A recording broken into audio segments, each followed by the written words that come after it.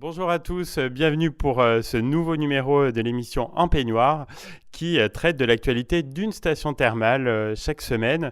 Aujourd'hui, j'ai pris la direction de la Reine des Villes d'Eau, Vichy, dont on entend beaucoup parler ces derniers temps, notamment sur les réseaux sociaux.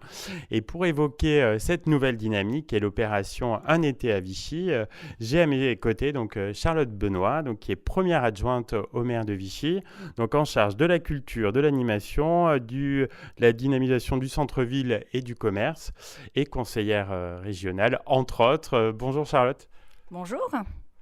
Alors, qu'est-ce qu'on retrouve derrière le nom Un été à Vichy, une opération dont nos auditeurs ont sans doute entendu parler?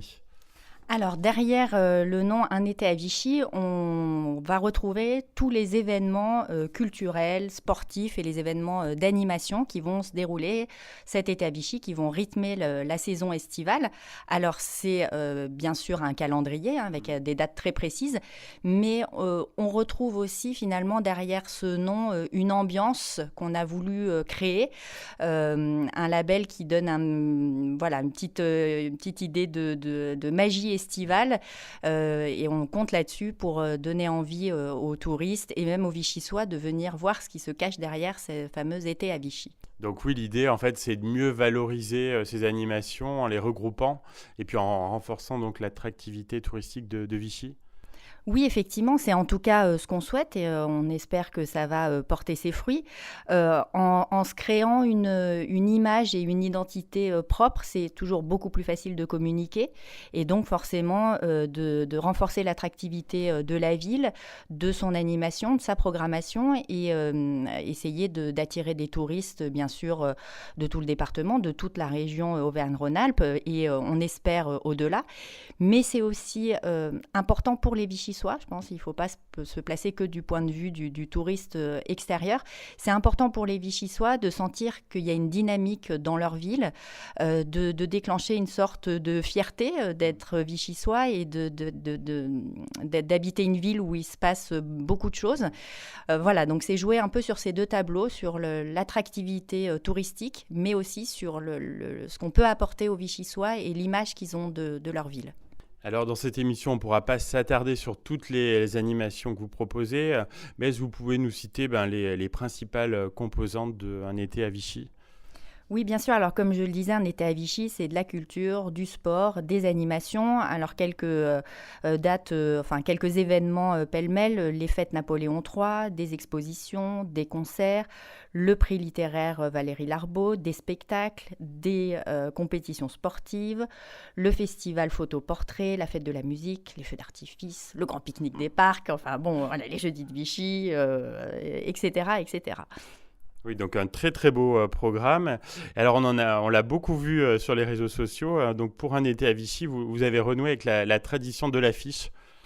Oui, la fameuse affiche qui est sortie il y a quelques semaines maintenant. Comme vous le savez peut-être, c'était la tradition à partir de la fin du 19e siècle de lancer la saison vichysoise avec une affiche qui était commandée soit par le syndicat d'initiative de la ville, soit plutôt à partir de 1914 par la compagnie fermière ou alors le PLM qui faisait la promotion de la ville. Et c'était une affiche qui était diffusée très largement, qu'on retrouvait sur les grands boulevards parisiens, dans les gares, etc. Et qui a vraiment donné une image forte et très identifiable de la ville et de ce qui s'y passait. On a souhaité renouer avec cette tradition parce que tout d'abord, l'image, c'est un formidable vecteur de communication, surtout à notre époque où on communique, alors heureusement ou malheureusement, mais avant tout par l'image, par le biais des réseaux sociaux et divers canaux, même sur la presse papier. Enfin, l'image, c'est ce qui nous saute aux yeux en premier. Donc, c'était pour reprendre un peu cette mouvance. Et puis aussi parce que finalement, quand on accole le nom de Vichy et l'affiche, on repense bien sûr à la grande histoire de Vichy, à sa grande histoire thermale. Et c'était aussi une façon de renouer avec une période prestigieuse, mais tout en modernisant la communication. l'animation. Alors effectivement, cette affiche, elle va être déclinée aussi de manière large, hein. On va la retrouver dans les gares, dans Vichy bien sûr, à l'échelle de la grande région. Et elle va aussi être déclinée sur différents modèles, sur des sacs, des magnettes, des mugs, etc. Donc on pourra la voir sous différentes formes. En tout cas, on la voit très bien aussi dans le hall de l'hôtel de ville. Donc tout ce dispositif autour d'un été à Vichy concourt à votre objectif de reconquérir ce titre de reine des villes d'eau. Oui, effectivement. Alors, c'est une partie de la stratégie. Frédéric Aguilera s'est effectivement positionné sur cette thématique et sur son souhait de reconquérir ce titre de reine des villes d'eau. Et on le sait, à la grande époque de la station thermale vichysoise, l'animation, la musique, la distraction faisait partie intégrante d'une journée d'un curiste. La journée était plutôt consacrée aux soins du corps, avec quand même des pauses musicales, hein, parce qu'il y avait des concerts qui agrémentaient les différents moments de la journée. Et le soir, c'était aussi un grand moment de distraction, un grand moment musical.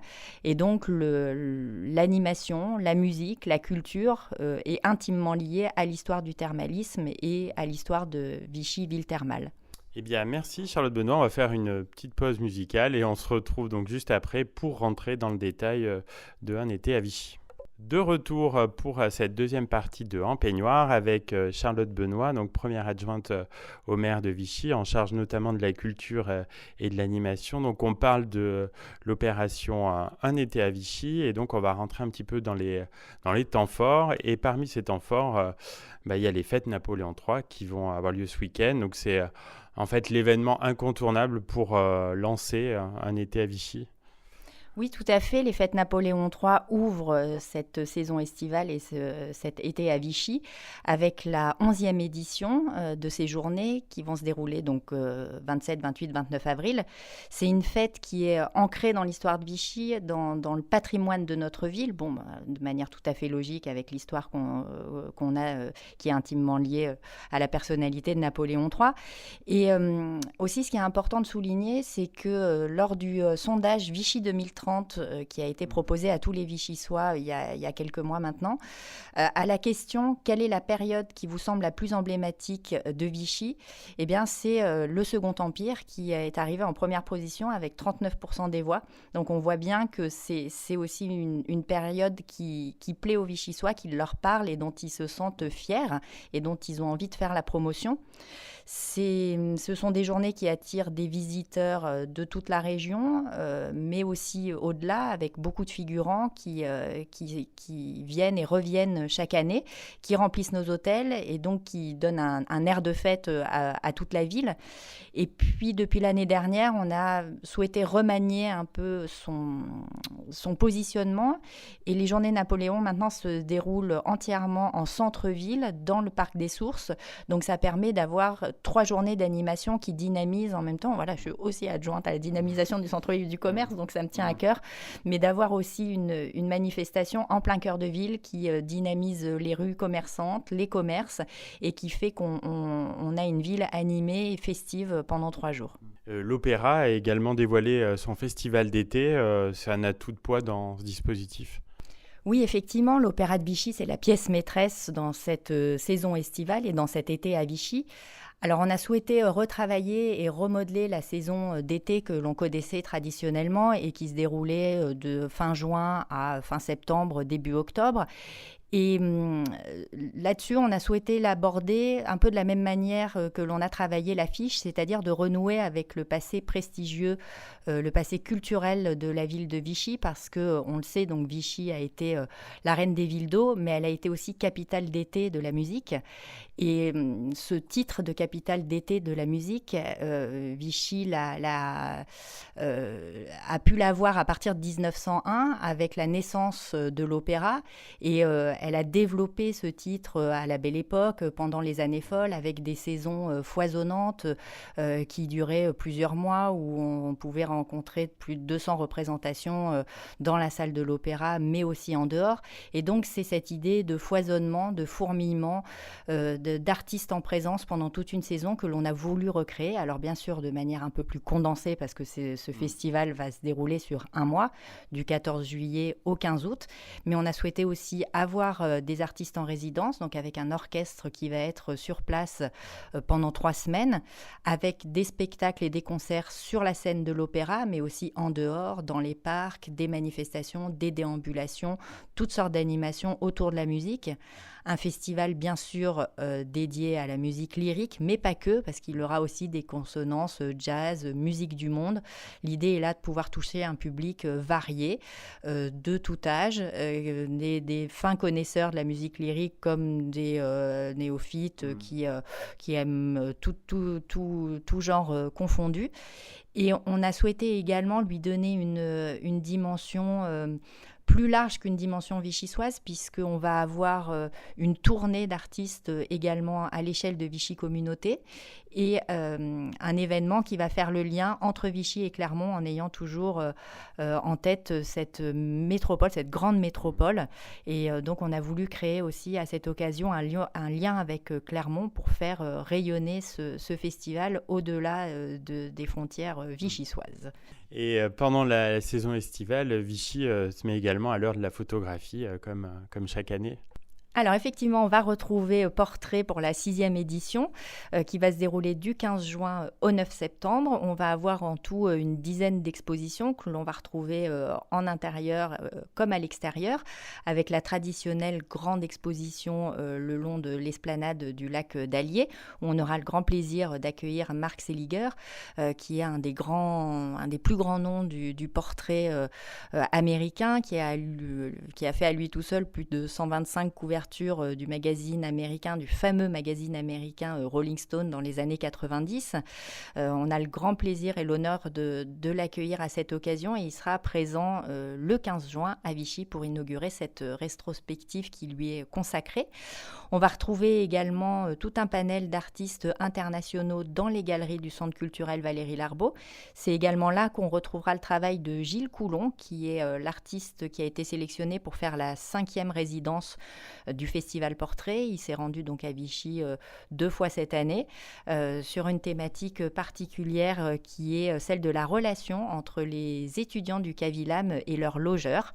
Et c'est pour ça qu'il a souhaité exposer cette série plutôt en intérieur, puisqu'on avait l'habitude avant de retrouver la restitution des résidences sur l'esplanade de l'église Saint-Louis. Donc cette année, on aura toujours bien sûr une exposition en extérieur sur l'esplanade Saint-Louis, mais là, c'est les Vichysois qui vont s'afficher, puisqu'on va recevoir pendant les Journées Napoléon le studio Karma Milop, qui va permettre aux Vichysois de se faire prendre en photo, de faire des portraits de famille. Donc c'est cette restitution qu'on aura sur la place de l'église Saint-Louis. On retrouvera une exposition aussi à la médiathèque où on retrouvera le gagnant du concours photo Vichy Portrait pour sa 8e édition, et également dans le hall du Centre culturel Valérie Larbaud où on retrouvera les travaux des écoles qui ont travaillé dans le cadre de Portrait cette année. Eh bien, vous nous avez donné envie, Charlotte Benoît. Où est-ce qu'on peut retrouver tout ce programme de Un été à Vichy ? Alors bien sûr, sur le site internet de la ville de Vichy ou de l'Office du tourisme, vous aurez toutes ces dates, toutes ces manifestations et réjouissances. Alors Charlotte, je ne sais pas si vous avez déjà écouté l'émission, mais j'ai une question rituelle. Quand vous êtes-vous retrouvée en peignoir la dernière fois ? Alors, si je vous dis la vérité, je vais vous dire dimanche dernier chez moi, mais c'est pas très vendeur. Et si j'essaye d'être un peu plus je vais vous dire au Célestin, la dernière fois que j'ai fait un massage. Donc l'une des dernières fois. Merci en tout cas Charlotte Benoît pour cette présentation très complète de Un été à Vichy. On vous souhaite une fréquentation au beau fixe pour toutes ces animations et à très bientôt. Merci beaucoup, à bientôt.